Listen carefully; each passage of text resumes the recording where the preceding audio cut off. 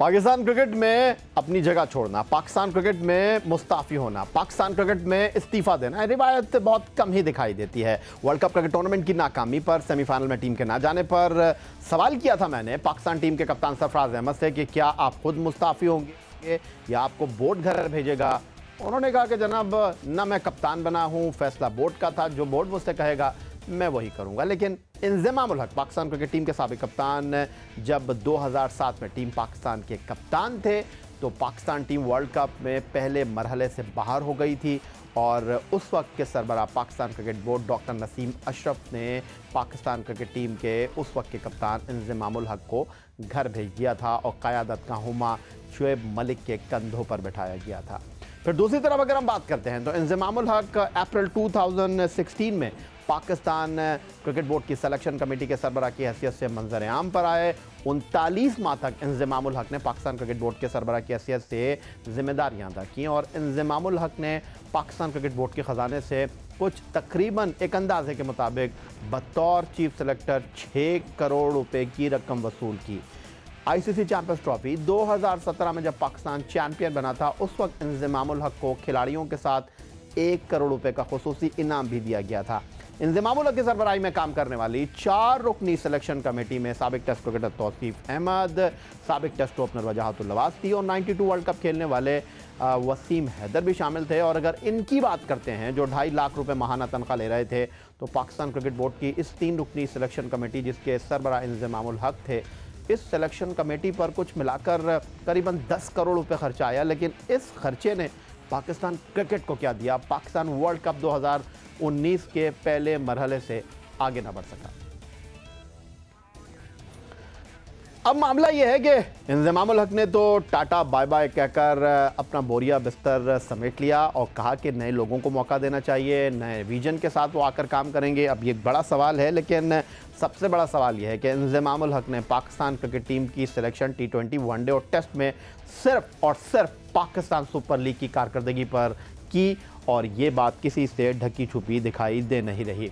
फिर first class cricket में runs के अंबार लगाने वाले फवाद आलम, खुर्रम मंजूर आंसुओं से रोते रहे, लेकिन इनको मौका दिया नहीं कौमी सिलेक्शन कमेटी ने और ये आए रन्स करते रहे और इनको मौका मिल नहीं सका। लेकिन इस सिलेक्शन कमेटी ने जिसकी सरबराही इंज़माम उल हक साहब कर रहे थे, कुछ ऐसे खिलाड़ी भी हैं जिनको टेस्ट क्रिकेटर बनाया गया, एक टेस्ट खिलाकर घर भेज दिया गया। और अगर उन खिलाड़ियों की मैं बात करता हूं तो 2016 के दौरा इंग्लैंड में Iftikhar Ahmed Oval test match खेले, फिर इनको घर भेज दिया गया।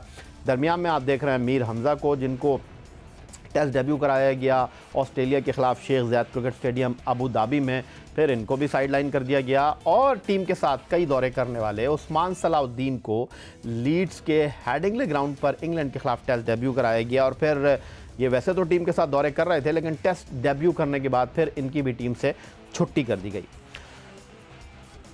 अब सबसे बड़ा सवाल यह है कि इंज़माम उल हक ने तो कहा कि वो अपनी कारकर्दगी से मुतमईन है, लेकिन आदादो शुमार क्या इस बात की गम्माज़ी कर रहे हैं कि इंज़माम उल हक साहब की सिलेक्शन कमेटी ने दुरुस्त अंदाज में सिलेक्शन की? टीम की कारकर्दगी पर एक निगाह डाल लेते हैं।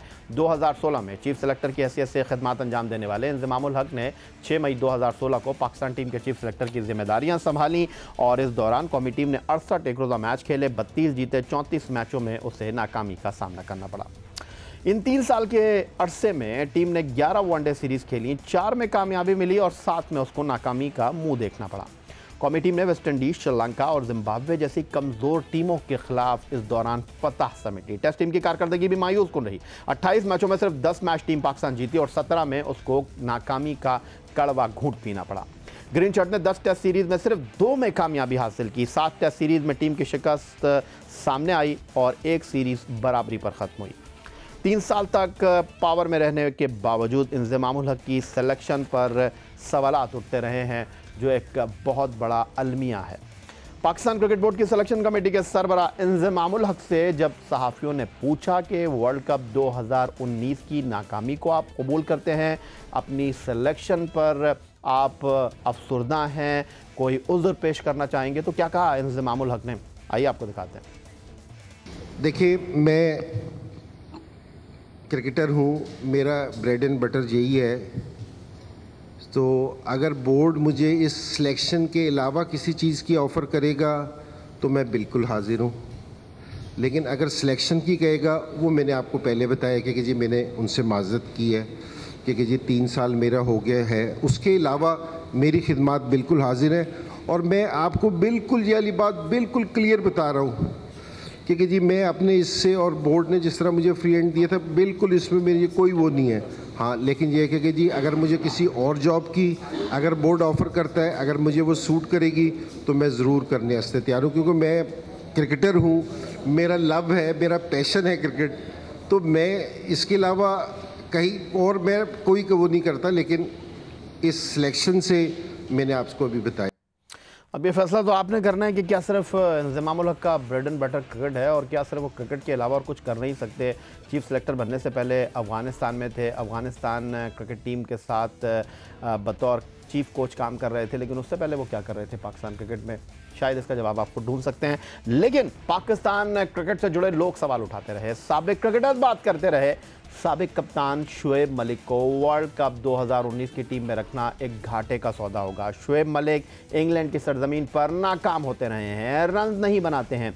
इंज़माम उल हक के बहुत बड़े सपोर्टर साबिक टेस्ट कैप्टन मोहम्मद यूसुफ ने भी कहा शुएब मलिक इंग्लैंड में नहीं चलेंगे, लेकिन मैं ना मानू की रट लगाई इंज़माम उल हक ने और अब भी वो शुएब मलिक को वर्ल्ड कप के स्क्वाड में रखने का दिफा कर रहे हैं। शुएब मलिक, देखिए शुएब मलिक हमारे साथ पिछले 3 साल से जो हमारा टेन्योर है कि जी हमारे साथ खेल रहा है। अगर हमारे टेन्योर में अगर पाकिस्तान टीम ने पिछले 3 साल में 50 से 60 वनडे खेले तो वो हमारे 50 से 60 वनडे टीम का हिस्सा था। अब आप इसको एक इस तरह नहीं कर सकते कि जी एक टाइम में, और उसकी बेहतर परफॉर्मेंस थी। अगर वो 50 से 60 वनडों में बेहतर परफॉर्मेंस दे रहा था, इस बेस पे सिलेक्ट किया था।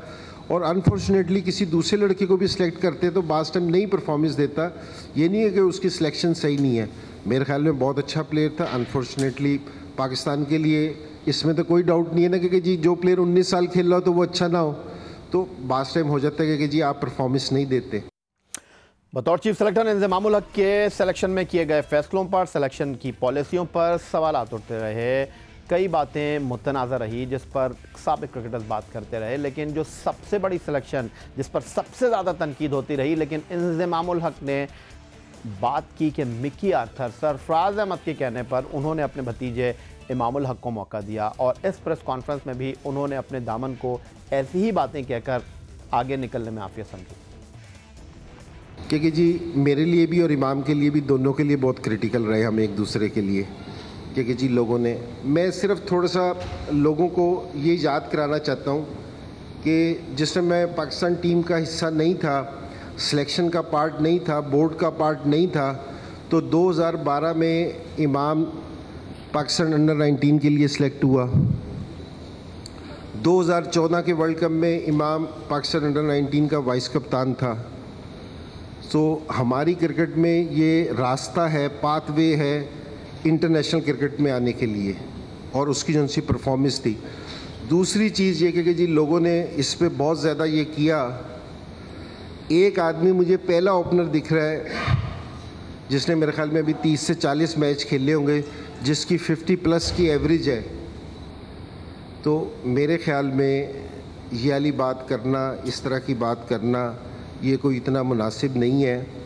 इंज़माम उल हक को कह रहे थे कि इमाम उल हक को खिलाने का फ़ैसला गैर मुनासिब नहीं था और उन पर तनकीद बिला वजह थी, लेकिन साबिक टेस्ट स्पिनर साबिक कप्तान अब्दुल कादिर कहते हैं कि इमाम उल हक को पाकिस्तान टीम में शामिल करके इंज़माम उल हक ने बतौर चीफ सेलेक्टर पाकिस्तान क्रिकेट के साथ खिलवाड़ किया।